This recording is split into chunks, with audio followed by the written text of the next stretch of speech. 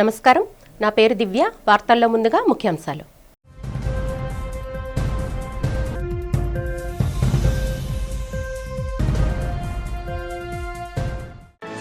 శ్రీ వరాహలక్ష్మీ నృసింహస్వామి వారిని దర్శించుకున్న ఇన్ఫోసిస్ ఫౌండేషన్ వ్యవస్థాపక అధ్యక్షురాలు ఎంపీ సుధా నారాయణమూర్తి.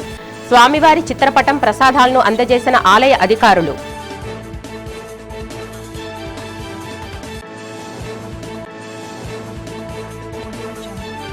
ఉత్తరాంధ్ర అభివృద్ధే కూటమి ప్రభుత్వ లక్ష్యం అంటున్న విశాఖ ఇన్ఛార్జ్ మంత్రి డోలా శ్రీ బాలా వీరాంజనేయ స్వామి. విశాఖ కేంద్రంగా ఉత్తరాంధ్రను అభివృద్ధి చేస్తున్నట్టు వెల్లడి.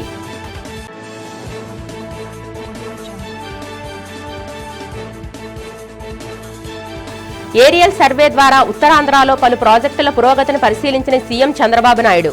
అధికారులకు సూచనలు, కీలక ఆదేశాలు జారీ చేసిన సీఎం.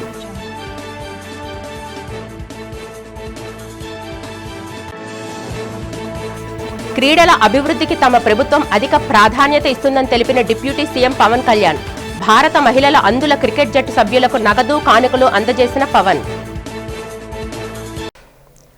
సమగ్ర ప్రణాళికతో విశాఖ ఎకనామిక్ రీజియన్ను గ్లోబల్ ఎకనామిక్ హబ్ చేయడమే లక్ష్యంగా కార్యాచరణ అమలు చేయాలని ముఖ్యమంత్రి నారా చంద్రబాబు నాయుడు అధికారులను ఆదేశించారు. పరిశ్రమలు, IT, tourism, urban development, green energy, మౌలిక వసతులు ఇలా అన్ని విధాల విశాఖ రీజియన్ అభివృద్ధి కావాలని నిర్దేశించారు. విశాఖను మురికివాడలు లేని నగరంగా తీర్చిదిద్దాలన్నారు. వీఈఆర్ అభివృద్ధికి అవసరమైన భూసేకరణను వివాదాలు లేకుండా జరపాలని అధికారులకు సీఎం సూచించారు. విశాఖ, అమరావతి, తిరుపతి ఇలా 3 ఎకనామిక్ రీజియన్లుగా మొత్తం రాష్ట్రాన్ని అభివృద్ధి చేస్తామని ముఖ్యమంత్రి చెప్పారు.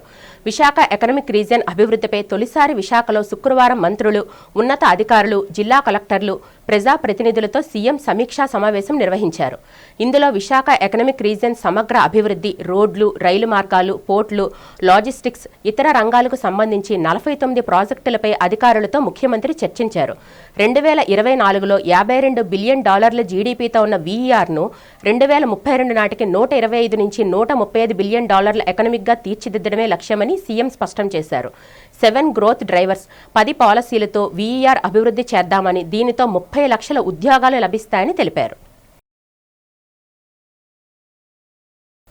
పార్వతీపురం, మన్యం జిల్లాలో అంగన్వాడీ వ్యవస్థను బలోపేతం చేసే లక్ష్యంతో మొత్తం 2169 మొబైల్ ఫోన్లను సిబ్బందికి కేటాయించినట్లు రాష్ట్ర మహిళా శిశు సంక్షేమ గిరిజన శాఖామాత్యులు గుమ్మిడి సంధ్యారాణి తెలిపారు. రాష్ట్ర వ్యాప్తంగా ఉన్న అంగన్వాడీ కేంద్రాల్లో ముస్తాబు కార్యక్రమాన్ని అమలు చేస్తున్నట్లు పేర్కొన్నారు. ఈ స్మార్ట్ ఫోన్ల పంపిణీ ముఖ్యంగా అంగన్వాడీ కేంద్రాల నిర్వహణలో డిజిటలైజేషన్ ప్రోత్సహించడానికి దోహదపడుతుందని అన్నారు. వన్ స్టాప్ కేంద్రం ఆవరణలో జిల్లా మహిళా శిశు సంక్షేమ శాఖ నిర్వహించిన కార్యక్రమానికి మంత్రి, జిల్లా collector doctor N Prabhakar Reddy, sub collector R వైశాలితో కలిసి జ్యోతి ప్రజ్వలన గావించి ప్రారంభించారు. ఐసీడీఎస్ ప్రాజెక్టు అధికారి టి కనకదుర్గ అధ్యక్షతన వహించారు. ఈ సందర్భంగా గుమ్మిడి సంధ్యారాణి మాట్లాడుతూ జిల్లాలో మొత్తం 2075 అంగన్వాడీ కేంద్రాలకు ఒక్కొక్కటి చెప్పిన మొబైల్ ఫోన్లు కేటాయించారన్నారు. పర్యవేక్షణ అధికారులైన 84 మంది, సెక్టర్ సూపర్వైజర్లకు, పరిపాలనా వ్యవహారాలు చూసే 10 మంది బ్లాక్ కోఆర్డినేటర్లకు కూడా ఈ మొబైల్ ఫోన్లు పంపిణీ చేయడానికి సిద్ధంగా ఉన్నామన్నారు. ఈ మొబైల్ ఫోన్ల ద్వారా అంగన్వాడీ కార్యకర్తలు సంపూర్ణ పోషణ, పిల్లల హాజరు, పోషకాహార పంపిణీ వంటి కీలకమైన దైనందిన సమాచారాన్ని ఆన్లైన్ యాపుల్లో తక్షణమే నమోదు చేయగలుగుతారని చెప్పారు. దీనివల్ల ప్రభుత్వ పథకాల అమల్లో పారదర్శకత పెరిగి సేవలు మరింత వేగంగా ప్రజలకు చేరువవుతాయని మంత్రి సంధ్యారాణి అన్నారు. వచ్చిన వెంటనే వాళ్ళ ఖచ్చితంగా అక్కడ ఇంట్లో చల్దన్నమో టిఫినో ఏదో ఒకటి ఇచ్చి పంపిస్తాను. పంపించిన తర్వాత వచ్చిన వెంటనే ఒక 10 నిమిషాలు 15 నిమిషాలు పిల్లల్ని ముందు ముస్తాబు కార్యక్రమం. ఎందుకంటే ఈ ముస్తాబు కార్యక్రమం రాష్ట్రం మొత్తం మీద వెళ్తుంది. ఈరోజు మొత్తం రాష్ట్రం అంతా కూడా అన్ని 26 జిల్లాల్లో కూడా ముస్తాబు కార్యక్రమాన్ని ఈరోజు స్టార్ట్ చేశాం. దానికి మనం ఆ రోజు నాతో కలెక్టర్ గారు మాట్లాడేటప్పుడు ఇది కార్యక్రమం ఎలా ఉంటుందో ఏంటో అనుకున్నాం మేమిద్దరం. అంటే మేడం చాలా బాగుంటుందండి ఇలా చేస్తే. అంటే నిజంగానే వచ్చిన వాళ్ళకి ఎలాగో మనం కొంతమందిని తయారు చేస్తున్నాం. అదేదో మనం ఈ ముస్తాబ్ అనే కార్యక్రమంలో తయారు చేస్తే ఇంకా బాగుంటుంది అనుకున్నాం. ఈరోజు మనందరికి కూడా కలెక్టర్ గారికి ఒక్కసారి కంగ్రాట్స్ చెప్పాల్సిన అవసరం ఉంది. కొట్టండి, చెప్పట్లు పర్లేదు, చివరున్నాడు. ఒక మనిషిని పొగిడినప్పుడైనా కొట్టండి. కాబట్టి అంత మంచి కార్యక్రమం. ఎందుకంటే పెద్దగా ఖర్చు లేకుండా అందరి పిల్లలు చక్కగా బుట్టబొమ్మల్లా కనిపించే, ముద్దుగా బుజ్జిగా కనిపించేటట్టు తయారు చేసి మనం కూర్చుని పెడితే వాళ్ళకు కూడా ఒక ఆహ్లాదంగా ఉంటుంది. వాళ్ళు కూడా చక్కగా వీళ్ళకన్నా మేము బాగా తయారవుతాం, వాళ్ళకన్నా మేము బాగా తయారవుతాం, వీళ్ళకన్నా మేము మంచి జడలు వేసుకొస్తామని పిల్లల్లో ఒక కాంపిటీషన్ పెరిగి ఇంట్లో అమ్మతో చక్కగా తయారు చేయించుకొని రావటం, లేకపోతే ఇక్కడికి వచ్చితే తయారు చేసుకోవటం చాలా బాగుంది. రాష్ట్రంలో కూటమి ప్రభుత్వం క్రీడలను ప్రోత్సహిస్తుందని ఉప ముఖ్యమంత్రి పవన్ కళ్యాణ్ అన్నారు. ప్రపంచ కప్ సాధించిన భారత మహిళల అందుల క్రికెట్ జట్టును తన క్యాంపు కార్యాలయంలో పవన్ కళ్యాణ్ కలిశారు. ఈ విజయం దేశానికి గర్వకారణమని పవన్ కొనియాడారు.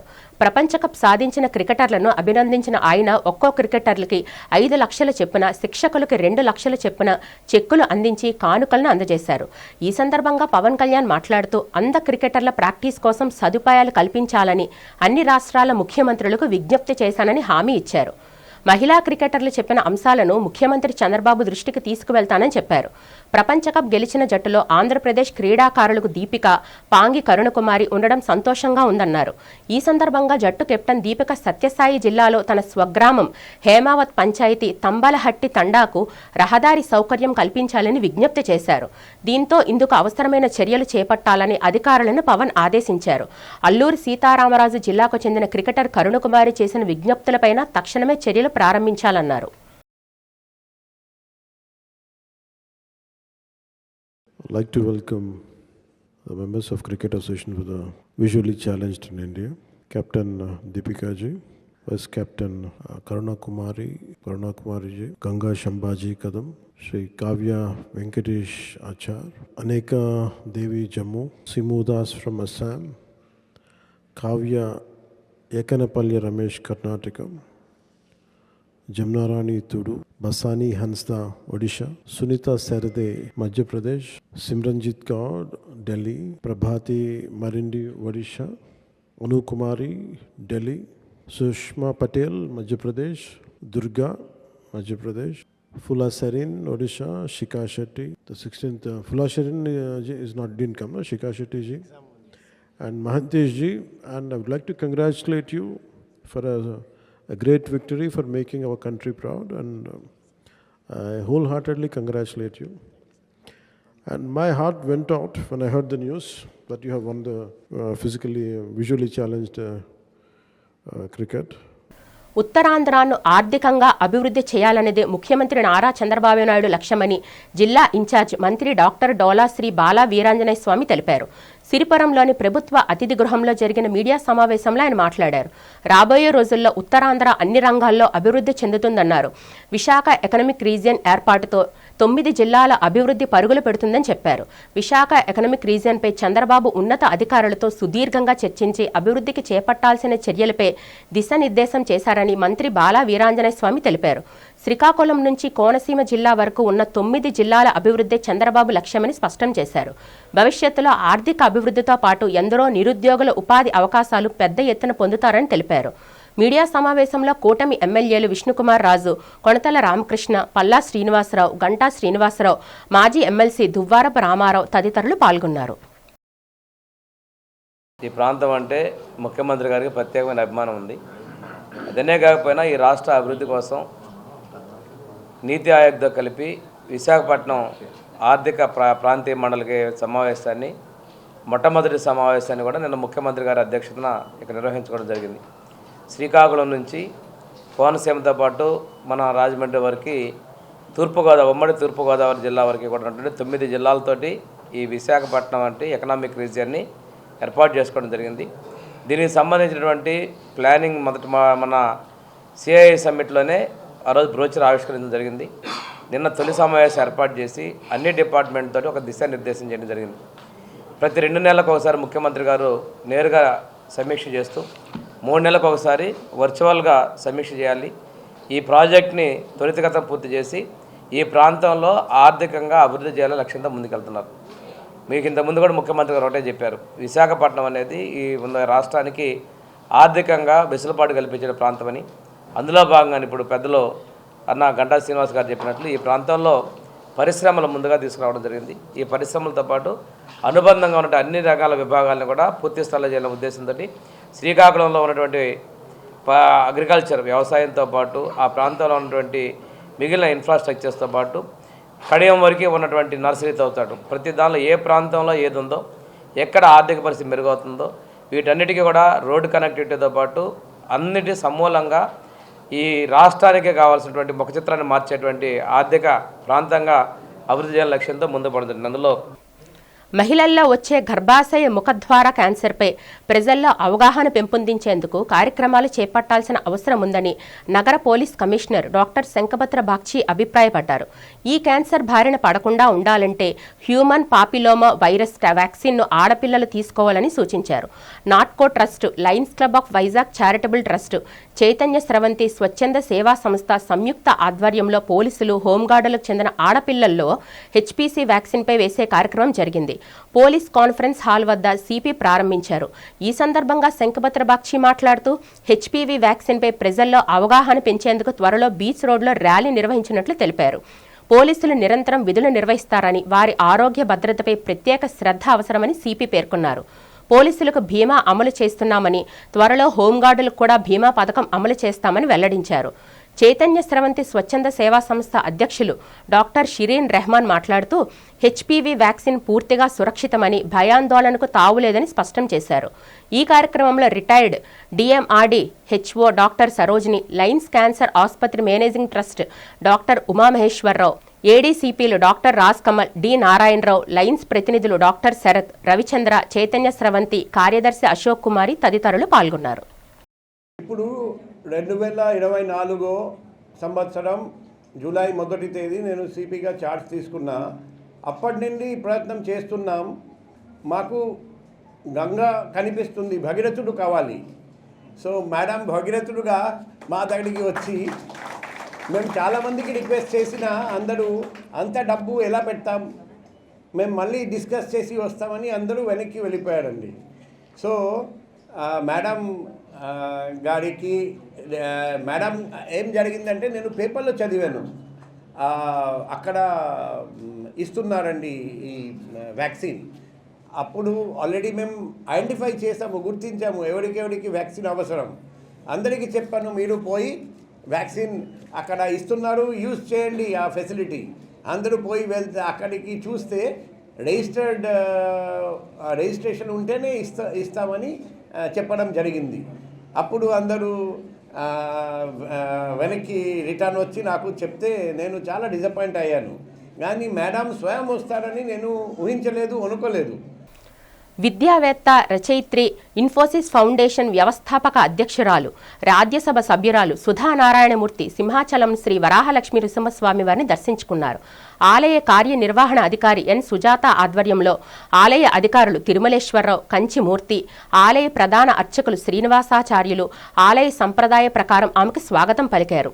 వేద పండితులు, నాదస్వర మంగళధ్వనులు, వేద మంత్ర ఉచ్చారణల మధ్య సుధానారాయణమూర్తిని ఆలయంలోకి తోడ్కొని వెళ్లారు. సుధానారాయణమూర్తి ముందుగా ఆలయంలో విశిష్టమైన కప్పస్తంభంను ఆలింగనం చేసుకున్నారు. ఈ కప్పస్తంభాన్ని ఆలింగనం చేసుకుంటే కోరిన కోరికలు తీరుతాయని భక్తుల ప్రగాఢ విశ్వాసం.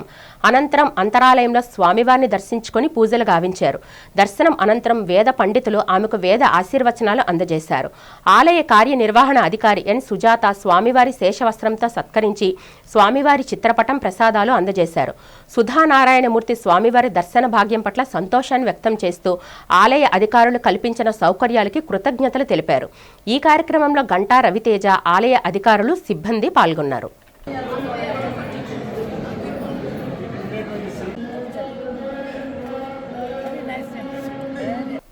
బంగ్లాదేశ్లో బందీగా ఉన్న మత్స్యకారులను రాష్ట్ర ప్రభుత్వం విడిపించేందుకు చొరవ చూపాలని వైసీపీ నేత, మాజీ ఎమ్మెల్యే వాసుపల్లి గణేష్ కుమార్ డిమాండ్ చేశారు. నెల్లిమర్లకు చెందిన మత్స్యకారులు చేపల వేట సాగిస్తూ పొరపాటున బంగ్లా జిల్లాలో ప్రవేశించి బందీలయ్యారని చెప్పారు. జాప్యం చేయకుండా వారిని విడిపించేందుకు ముఖ్యమంత్రి చంద్రబాబు చొరవ చూపాలన్నారు. బంగ్లాదేశ్లో చిక్కుకుపోయిన నెల్లిమర్లకు చెందిన 9 మంది మత్స్యకారుల కుటుంబాలకు ప్రభుత్వం తక్షణమే 5 లక్షల నష్టపరిహారం వాసుపల్లి డిమాండ్ చేశారు. ఆసిల్మెట్టా కార్యాలయంలో 9 మత్స్యకార బాధిత కుటుంబాలకు తన సొంత నిధులతో ఒక్కో కుటుంబానికి 5,000 ఆర్థిక సాయంతో పాటు 25 కేజీల రైస్ బ్యాగ్ను ఇచ్చి దాతృత్వం చాటుకున్నారు.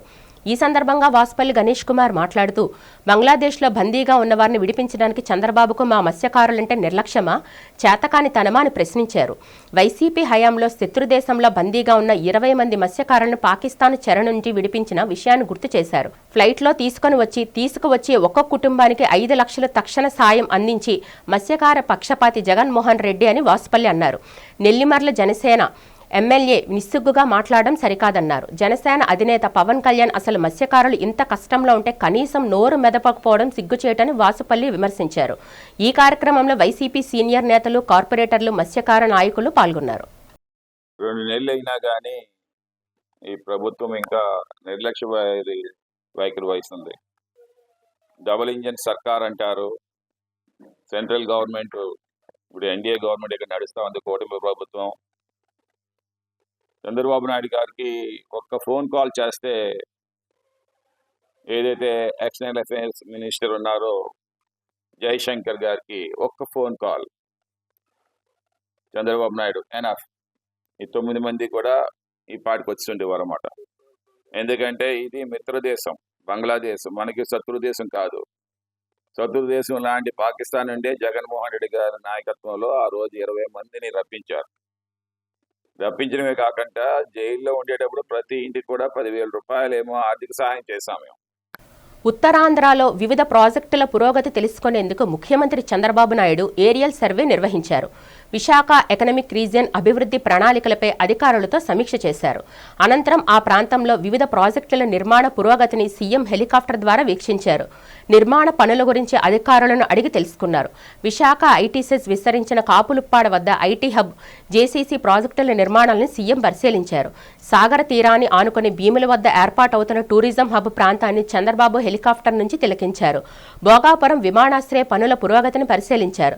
ఇంటర్నేషనల్ ఎయిర్పోర్టుకు రహదారుల కనెక్టివిటీతో పాటు అనుసంధానంగా టౌన్షిప్ అభివృద్ధి పనులకు సంబంధించి అధికారులకు సూచనలు చేశారు. అలాగే భోగాపురం వద్ద ఎడ్యుకేషన్ హబ్లో భాగంగా ఏవియేషన్ యూనివర్సిటీ ఏర్పాటుకు సంబంధించిన వివరాలను అధికారులను అడిగి తెలుసుకున్నారు. విశాఖలో ఆనందపురం వద్ద వివిధ డేటా సెంటర్లకు కేటాయించిన భూములను కూడా సీఎం ఏరియల్ విజిట్ ద్వారా పరిశీలన చేశారు. వీటితో విశాఖ ఎకనామిక్ రీజియన్లో భాగంగా సబ్బవరం, పెందుర్తి మండలాల్లో వచ్చే వివిధ పరిశ్రమలకు సంబంధించిన ఇండస్ట్రియల్ పార్కుల ఏర్పాటుకు భూముల లభ్యత గురించి కూడా ముఖ్యమంత్రి ఆరా తీశారు. హెలికాప్టర్ ద్వారా ఏరియల్ విజిట్ చేసిన సీఎం విశాఖ ఎకనామిక్ రీజియన్ పరిధిలో ఐటీ, ఫార్మా, ఇండస్ట్రియల్ తదితర క్లస్టర్లు, పోర్టులు, ఎయిర్పోర్టులకు రోడ్డు, రైల్ కనెక్టివిటీతో పాటు లాజిస్టిక్స్కు సంబంధించినది కూడా అధికారులకు సూచనలు చేశారు. 41వ వార్డు వైసీపీ కార్పొరేటర్ కోడిగుడ్ల పూర్ణిమ, కోడిగుడ్ల శ్రీధర్ ఆధ్వర్యంలో మాజీ ముఖ్యమంత్రి వైసీపీ అధినేత జగన్మోహన్ రెడ్డి ముందస్తు జన్మదిన వేడుకలు అత్యంత ఘనంగా జరిగాయి. ఈ సందర్భంగా మధురవాడ జాతరలో పలు సాంస్కృతిక కార్యక్రమాల నడుమ ఆటపాటలు ఏర్పాటు చేసిన పండగ వాతావరణంలో పూర్ణిమ, శ్రీధర్ కేక్ కట్ చేశారు. అనంతరం మహిళలకు పలు ఆటపాటలు నిర్వహించి బహుమతులను అందజేశారు. ఈ సందర్భంగా కోడిగుడ్ల శ్రీధర్, కోడిగుడ్ల పూర్ణిమ మాట్లాడుతూ జగన్మోహన్ రెడ్డి మహిళా సాధికారత కోసం పెద్దపీట వేశారన్నారు. జగన్ పాలనలో మహిళలకు స్వర్ణయుగమని గుర్తు చేశారు. అందుకే జగన్ స్ఫూర్తితో నేడు వార్డు మహిళల కోసం ఈ వేడుకలు ఏర్పాటు చేశామన్నారు. కూటమి ప్రభుత్వం పాలనలో రాష్ట్రం కుంటుపడిందని, మహిళా సాధికత సన్నగిలిందని అన్నారు. ప్రజలు మళ్లీ జగన్ పాలననే కోరుకుంటున్నారని, వచ్చేది వైసీపీ ప్రభుత్వమేనని స్పష్టం చేశారు. జగన్మోహన్ రెడ్డి జన్మదినాన్ని పురస్కరించుకొని ముందుగా ఈ కార్యక్రమం ఏర్పాటు చేసుకోవడం ఎంతో సంతృప్తినిస్తుందన్నారు. తమను ఎంతగానో ఆదరిస్తున్న వార్డు ప్రజలకు, మహిళలకు రుణపడి ఉంటామన్నారు. ఈ సందర్భంగా మహిళలకు ప్రత్యేక కార్యక్రమాలు నిర్వహించి బహుమతులు అందజేశారు. అనంతరం ఏర్పాటు చేసిన సాంస్కృతిక కార్యక్రమాలు అందరినీ అరలించాయి. కార్యక్రమంలో వైసీపీ సీనియర్ నాయకుడు వేలంగినిరావు కుమార్ తదితరులు పాల్గొన్నారు.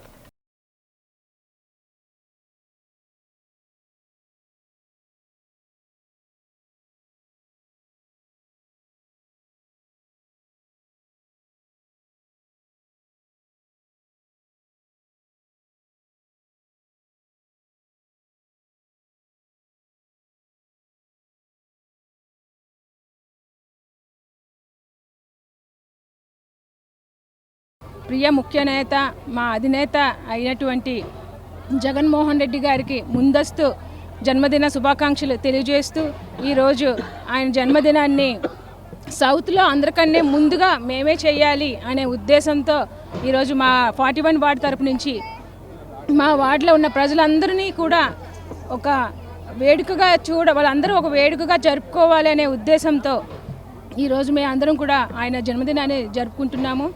అలాగే జగన్మోహన్ రెడ్డి గారు అంటే ముఖ్యంగా ఆడపడుచులకే ఇష్టమైన ఆయన.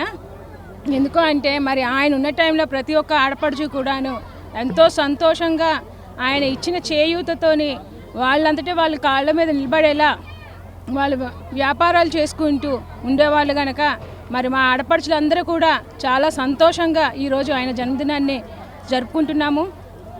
ఆయన ఇలాంటి జన్మదినాలు చాలా చేసుకోవాలని, అలాగే ఆయన నిజంగా ఆయన లాంటి ఒక ముఖ్యమంత్రిని నేను చిన్నప్పటి నుంచి కూడా ఇదే ఫస్ట్ టైం చూడడం. మాట మీద నిలబడే వ్యక్తి ఎవరు అంటే జగన్మోహన్ రెడ్డి గారు. మరి అలాంటి ఆయన 1000 కాలాల పాటు ఇలాంటి పుట్టినరోజులు జరుపుకోవాలని కోరుకుంటూ సెలవు తీసుకుంటాం. ఎక్స్ ముఖ్యమంత్రి జగన్మోహన్ రెడ్డి గారు బర్త్డే సందర్భంగా మేమందరం కూడా సెలబ్రేషన్ చేసుకోవడానికి 41 వార్డు మిస్ కే పూర్ణిమ గారు ఆధ్వర్యంలో ఈరోజు మేము ఇక్కడ కేక్ కటింగ్ కార్యక్రమం మొదలుపెట్టాం. దీంట్లో ఓన్లీ మహిళలే పాల్గొన్నారు. ఎందుకంటే జగన్ గారు 60% మహిళలకే ప్రాధాన్యత ఇచ్చారు. కాబట్టి ఈరోజు జగన్మోహన్ పుట్టినరోజు అంటే ప్రతి ఇంట్లో కూడా ఒక పండగ వాతావరణం. అందుకని ముందుగా అడ్వాన్స్డ్గా మేము కేక్ కట్ చేసి కొన్ని మహిళలతో కొన్ని గేమ్స్ ఇవి ఆడించి వాళ్ళంతో ప్రేమగా మేము ఈరోజు ఎలక్షన్ వస్తే ఆయన గెలిపించుకుంటాం అని మాకు వాగ్దానం చేశారు. మేము అడగకుండా వాళ్ళే చెప్పారు. ఈ కూటమి ప్రభుత్వానికి జగన్మోహన్ రెడ్డి గారి ప్రభుత్వానికి ఎంత డిఫరెన్స్ వాళ్ళకి తెలిసి వచ్చింది. ఒక ఇంట్లో ఒక పెద్ద మనిషి చనిపోతే ఎలా ఉంటుందో ప్రాబ్లము, జగన్మోహన్ రెడ్డి గారు ఈరోజు ముఖ్యమంత్రి కింద లేనందుకు వల్ల ఈ కూటమి ప్రభుత్వం అరాచకాలు ఏంటో అనేది ప్రజలందరికీ అర్థమైంది. ఈరోజు ఎన్నో బాధలు పడుతున్నారు. మెడికల్ సీట్లు కాడి నుంచి స్టీల్ ప్లాంట్ కాడి నుంచి ఈరోజు స్టీల్ ప్లాంట్లో ప్రైవేటీకరణ చేయడం వల్ల స్టీల్ ప్లాంట్లో ఎన్నో మంది ఉద్యోగాలు చేసుకుంటూ ప్రైవేట్ ఉద్యోగాలు చేసుకుంటూ ఉన్న వాళ్ళందరికీ ఈరోజు చంద్రబాబు నాయుడు గారు కడుపు కొట్టారు. కాబట్టి ఇవన్నీ మేము ఖండిస్తాం. కోటి సంతకాలు పెట్టినప్పుడు కూడా మేము అడగకుండా వాళ్ళే వచ్చి ప్రతి ఒక్కరు కూడా సైన్ చేసి చక్కగా మమ్మల్ని దీవించి మరి వెళ్ళారు. కాబట్టి నెక్స్ట్ వచ్చేది జగన్మోహన్ రెడ్డి ప్రభుత్వం. మళ్ళీ మాకు పండుగ వాతావరణం వస్తుంది. ఎప్పుడు కూడా మా కుటుంబమే కాదు మా వార్డ్ అంతా కూడా జగన్మోహన్ రెడ్డి అడుగుజాల్లో నడుస్తామని, ఆయన గురించి ఏమైనా చేయడానికి మేము సిద్ధంగా ఉన్నామని. అత్యాధునిక టెక్నాలజీ, నూతన ఆవిష్కరణలతో వినియోగదారులను ఎలక్ట్రానిక్ వస్తువులను అందించేందుకు ఎల్జీ సంస్థ ఎల్లప్పుడూ ముందు ఉంటుందని ఎల్జీ రిఫ్రిజిరేటర్స్ విభాగం product head Ashok Babu Masam, regional business head KV Krishnaji, branch manager Ugandar Illibilli అన్నారు. ఈ సందర్భంగా ultra glam series side by side రిఫ్రిజిరేటర్లతో పాటు ఆధునిక ఫీచర్స్తో కూడిన front load and top load washing మిషన్లను డైమండ్ పార్క్ సోనో విజన్ షోరూంలో వారు ఆవిష్కరించారు. ఈ సందర్భంగా వారు మాట్లాడుతూ అన్ని వర్గాల ప్రజలకు అందుబాటులో ఉండే ప్రొడక్ట్ అందించడం ఎల్జీ ప్రత్యేకత అన్నారు. అందులో భాగంగా నేడు మార్కెట్లో ప్రీమియం రిఫ్రిజిరేటర్స్, వాషింగ్ మిషన్స్ అందుబాటులోకి తెచ్చామన్నారు. ప్రొడక్ట్ లాంచ్ ఈవెంట్ను విజయవంతంగా నిర్వహించడంలో సహకరించిన అందరికీ ధన్యవాదాలు తెలియజేశారు. ఈ కార్యక్రమంలో ఎల్జీ సంస్థ సిబ్బంది, సోనో విజన్ సిబ్బంది పాల్గొన్నారు.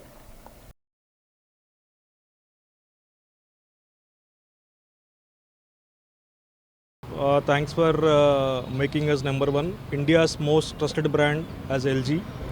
We are launching our new refrigerator brand range in Vizag in Sona Vision store. We are launching a new concept called the French door. We call it as a multi-door, highly accepted globally. We are expanding the same range in India also, and with the glass models. And secondly, we are adding the new range to our side-by-side refrigerator. This is a new pattern. Yeah. It's a new pattern called the Ultra Glam series that LG is launched. First time we are launching in Vizag, and understanding the interior preference that customer is moving towards colors and the patterns, that we are launching this range in big capacity refrigerators also. Visakha steel plant పరిరక్షణలో రాష్ట్ర ప్రభుత్వం ముందుంటుందని TDP రాష్ట్ర అధ్యక్షులు MLA Palla Srinivasarao తెలిపారు. నగరంలో ప్రభుత్వ అతిథి గృహంలో జరిగిన మీడియా సమావేశంలో ఆయన మాట్లాడారు. దేశానికి స్వాతంత్ర్యం వచ్చిన తర్వాత ఒక కేంద్ర ప్రభుత్వ సంస్థకు రాష్ట్ర ప్రభుత్వం నిధులు కేటాయించిన ఘనత తమకే దక్కుతుందన్నారు. విశాఖ స్టీల్ ప్లాంట్కు కేంద్రం ఇచ్చిన నిధులతో పాటు రాష్ట్ర ప్రభుత్వం 2600 కోట్ల రూపాయలు కేటాయించిందని గుర్తు చేశారు. ఎన్నో త్యాగాలు, పోరాటాలు ఫలితంగా సాధించుకున్న విశాఖ స్టీల్ ప్లాంట్ కాపాడేందుకు తమ ప్రభుత్వం అధిక ప్రాధాన్యత ఇస్తుందని స్పష్టం చేశారు. దీన్ని దృష్టిలో పెట్టుకుని యాజమాన్యం, కార్మికులు ఉత్పాదన శక్తిని పెంచాలని పల్లా శ్రీనివాసరావు సూచించారు. 440 కోట్లు తీసుకొచ్చాం. రాష్ట్రం నుంచి సుమారు 2600 కోట్ల రూపాయలు మనం పెట్టాం.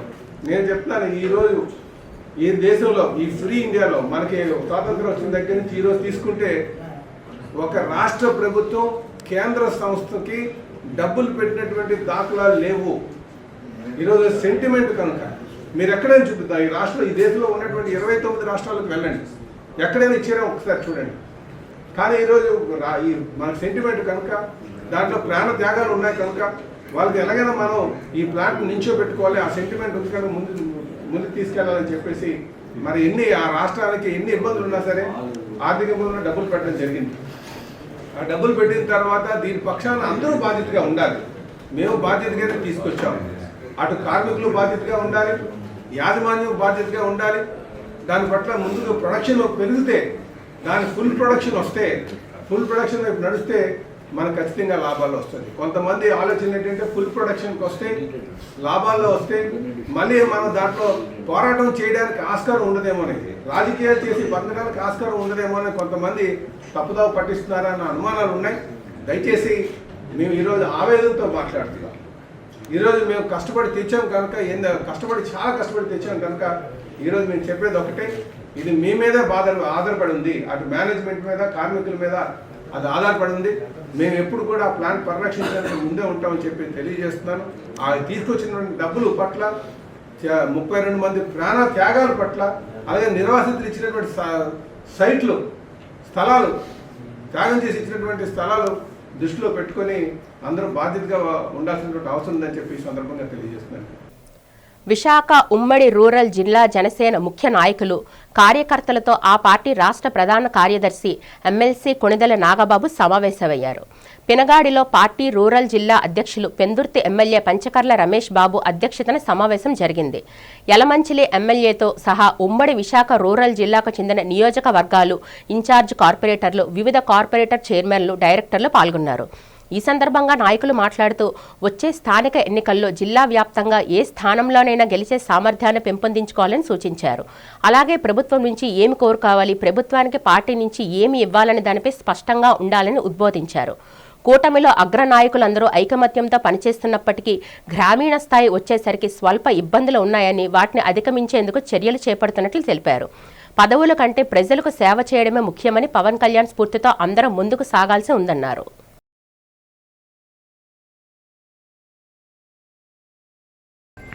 సభ్యత్వ నమోదాలు ఈ మెంబర్షిప్ డ్రైవ్ మీద మీకు కొంత అవగాహన కల్పించాల్సిన అవసరం నాకు ఉందనిపించింది. అయితే ఈ తర్వాత కూడా క్రియా వాలంటీర్స్ ఎవరైతే ఉన్నారో మీ అందరికీ మన ప్రెసిడెంట్ గారితో మీ అందరికీ ఒక మీటింగ్ ఏర్పాటు జరుగుతుందని నాకు తెలుసు.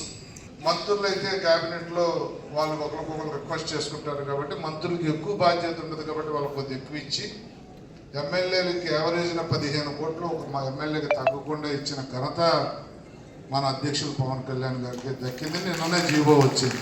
గ్రామ స్థాయిలో ఉన్న నాయకుల్ని మనకి ఎలాంటి ఇబ్బంది ఉన్నా మనం నాయకత్వం గురించి మాత్రం లూజ్ ఇక్కడ మాట్లాడద్దు.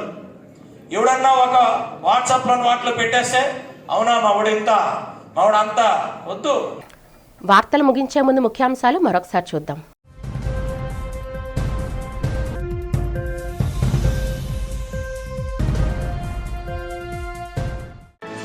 శ్రీ వరాహలక్ష్మీ నృసింహస్వామివారిని దర్శించుకున్న ఇన్ఫోసిస్ ఫౌండేషన్ వ్యవస్థాపక అధ్యక్షురాలు ఎంపీ సుధా నారాయణమూర్తి, స్వామివారి చిత్రపటం, ప్రసాదాలను అందజేసిన ఆలయ అధికారులు.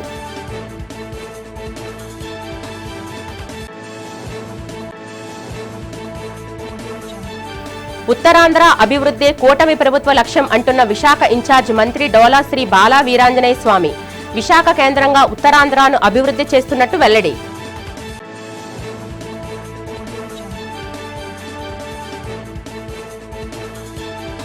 ఏరియల్ సర్వే ద్వారా ఉత్తరాంధ్రలో పలు ప్రాజెక్టుల పురోగతిని పరిశీలించిన సీఎం చంద్రబాబు నాయుడు, అధికారులకు సూచనలు, కీలక ఆదేశాలు జారీ చేసిన సీఎం.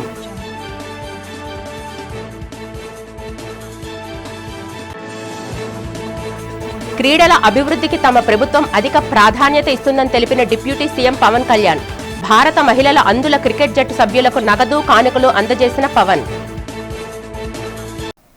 ఈ వార్తలు ఇంతటితో సమాప్తం. నమస్కారం.